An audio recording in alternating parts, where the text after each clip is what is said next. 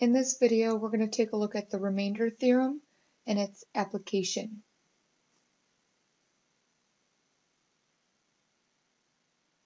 The remainder theorem says if we have a polynomial, we'll say that that polynomial is called p of x, and that polynomial is divided by a factor of x minus some number. Then we know that that polynomial, when evaluated at that number, is always going to equal the remainder, or what we get after we've done that division. So this is the formal definition of the remainder theorem, and we're going to want to apply that. Previously, we've only used synthetic division to just determine if something is a zero or to divide polynomials. Now we're going to take a look at how do we just evaluate a function at a number. And we've done that before simply by substitution, but sometimes it's easier to do the synthetic division, especially if your polynomial is a much higher degree or has a lot more terms than what it would be to just simply substitute. So let's take a look at this polynomial.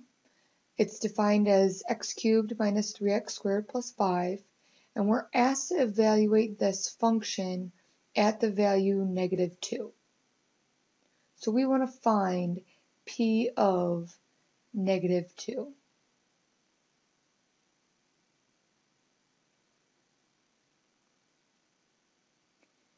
So our remainder theorem says if we want to find p of -2, instead of just substituting -2 in place for each of our x's in our polynomial, which is fine, it would work, we can also just do synthetic division, and p of -2 will equal whatever our remainder is.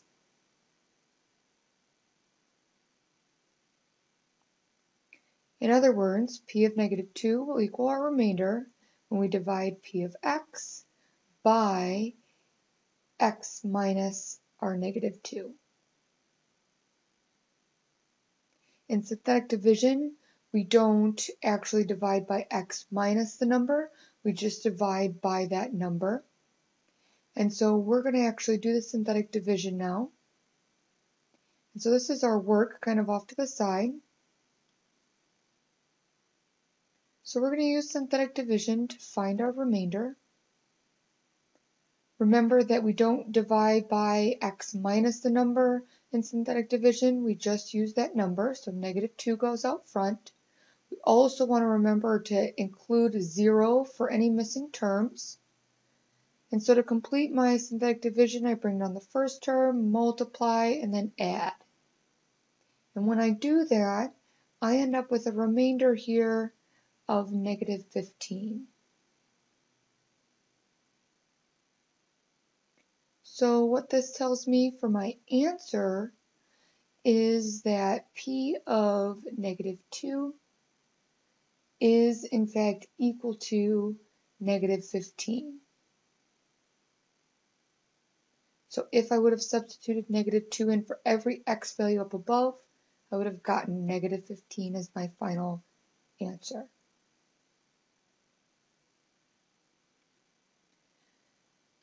Now, some of you may be asking yourself, well, why does it work out that way? Let's explore that answer by sticking with our same example.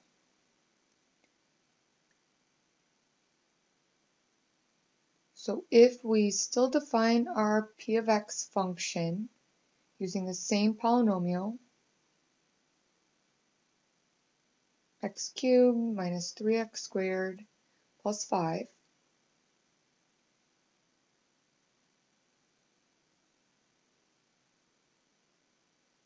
and we just saw that we divided this by the x minus -2, or x plus 2, to get a remainder of -15.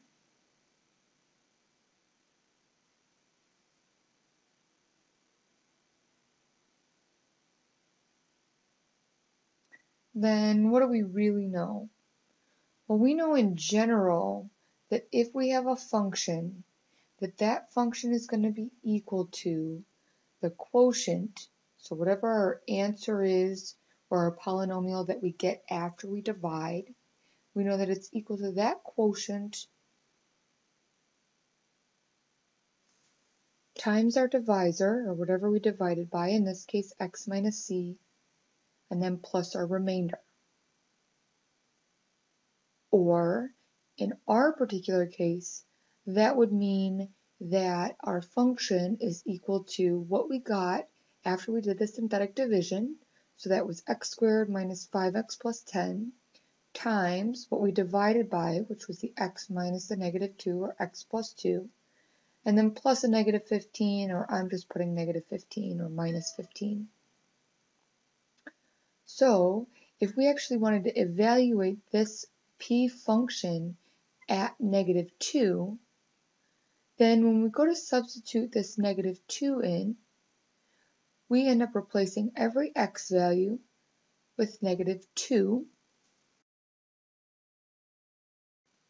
And so we see there that our second parentheses will always give us 0.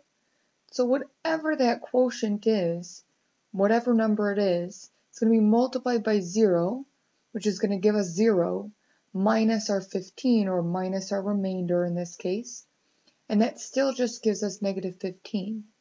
Well, negative 15 was our remainder. So this means that p of negative 2 is equal to negative 15, or that p of any value that we divided by is going to always be equal to our remainder.